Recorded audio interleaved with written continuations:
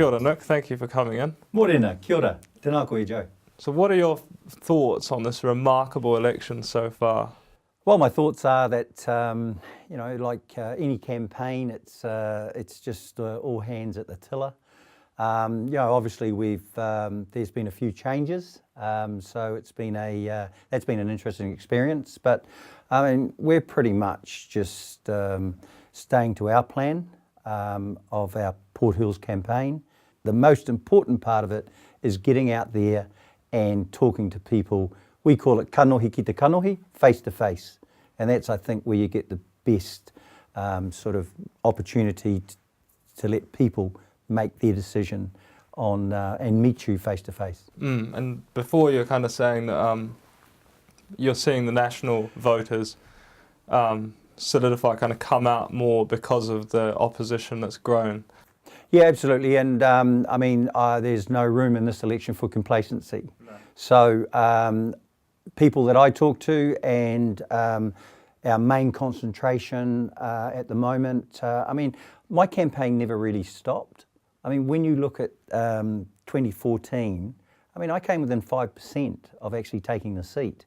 So what I needed to do over the next 3 years was to lift my profile in the Port Hills, get parliamentary experience, and that's the two things that I've been doing.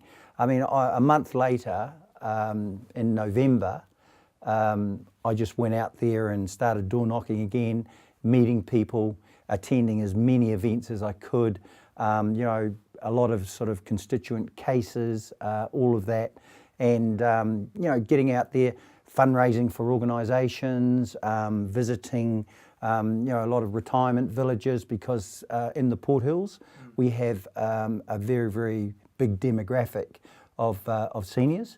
And so that was important to get out and talk to them as well, but also to talk to those that were still trying to find resolutions between EQC and also the insurance companies. Because in the Port Hills, and particularly in the Hills itself, I mean, that's where the very, very difficult cases were.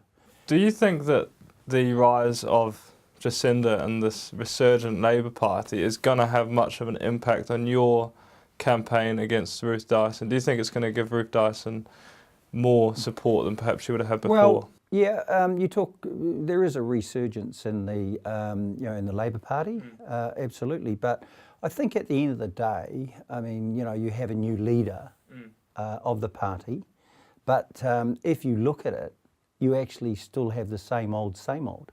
No real policies, and the policies that they've got, there isn't any sort of kind of substance or information behind it. It's kind of we'll tell you more about it actually once we get into government. And by the way, we'll hand it over to a committee or committees, and then they'll come back to us, and then we'll make a decision. Well, I mean, that's probably a little bit like it's kind of after the fact, isn't it? I mean, voters want to have a surety now as to what is that party's policy, how is that going to affect me post this election.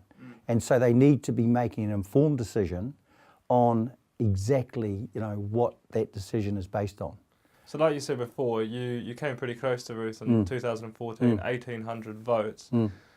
Well, 2,228. Was the difference? Yeah, that number is firmly entrenched in my head. Yeah, and so that's kind of the majority you've got to overturn. And well, it's about 1,000 votes, isn't it? Because if you look at the party vote and the electorate vote, if you split that, so that's. Are you confident you're going to do it? Absolutely. Absolutely. I've been working really hard over the last sort of 3 years. I've been out there. I'm energised. It's actually about having those energy levels and getting out there amongst the people, but having that background of bringing up a family, a business, running a business, and working in the community.